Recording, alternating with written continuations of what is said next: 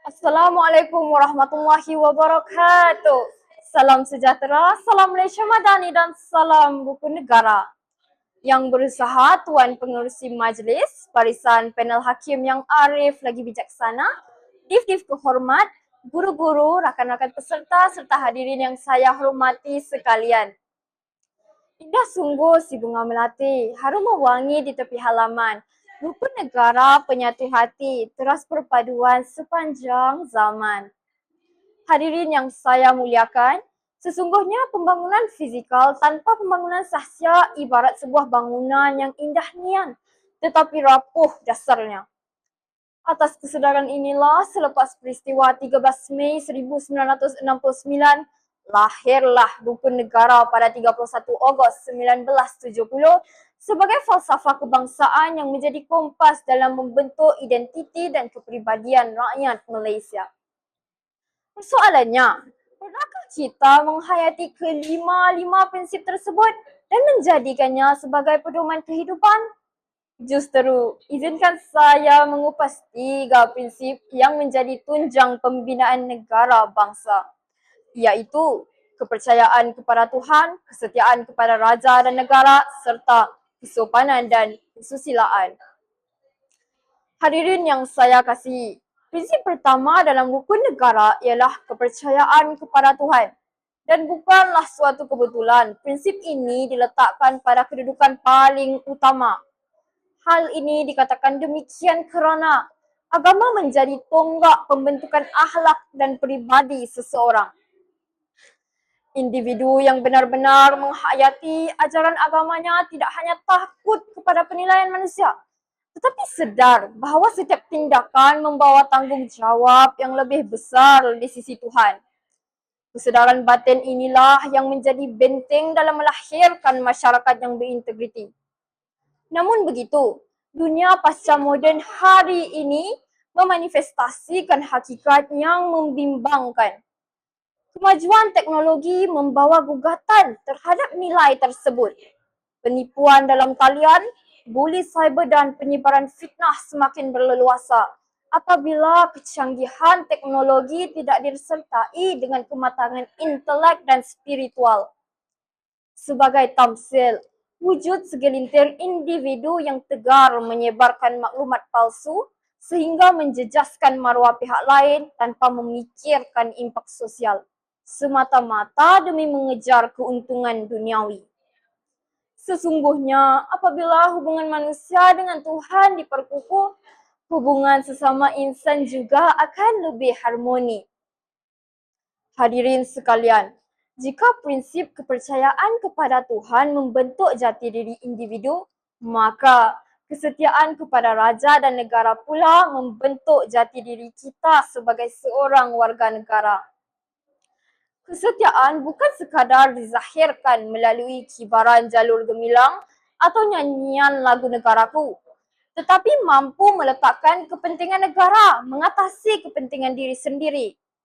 Malaysia bertuah kerana mengamalkan sistem raja berperlembagaan yang menjadi lambang kesinambungan sejarah dan penyatuan rakyat.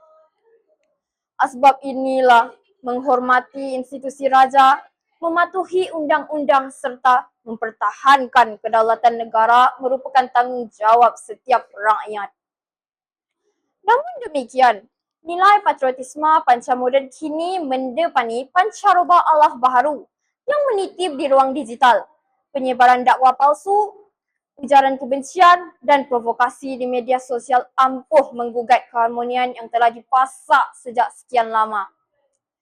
Sebagai generasi pewaris watan, kita dituntut untuk menjadi pengguna media yang cakna. Janganlah kita menjadi asbab kepada jurang perpecahan.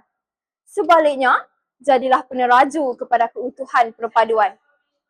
Janganlah sesekali kita lupa, patriotisme bukanlah suatu simbolik bermusim tatkala tibanya bulan kemerdekaan. Sebaliknya, ia merupakan nilai murni yang berakar umbi dalam sanubari setiap rakyat Malaysia. Hadirin yang saya hormati, prinsip pamungkas yang ingin saya cerahkan ialah kesopanan dan kesusilaan.